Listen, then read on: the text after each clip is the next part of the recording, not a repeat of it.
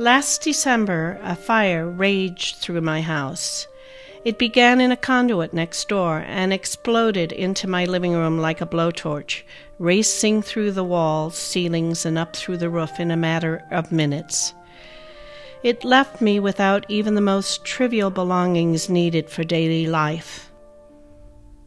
It brought a mass of people who flew through the house like vultures carrying big garbage bags and boxes. Within hours, all our clothing had disappeared into the trucks waiting on the street. Within days, everything but the rubble had been packed up and taken away. I grew up with my maternal grandparents in England. When my mother died, my father came from Africa to lay claim to the 3 children he had not seen for over 10 years.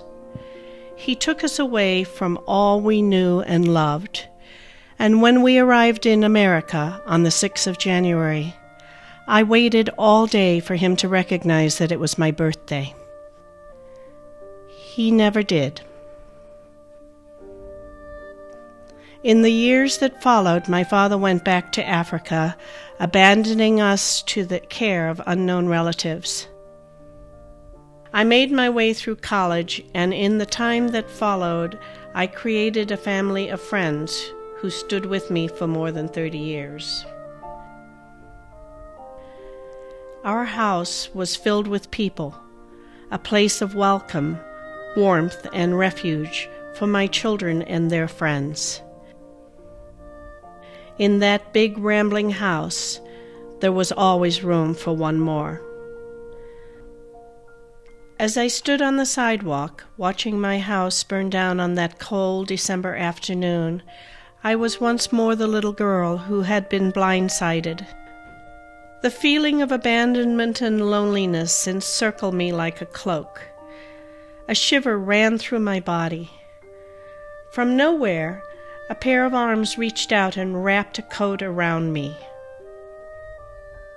"I am so sorry, Kai," a familiar voice said.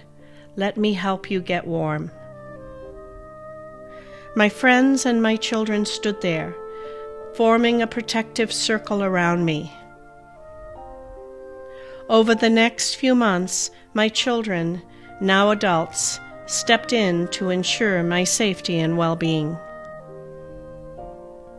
When they knew I was strong once again, they opened the circle and let me walk through. I knew that I would never feel alone again.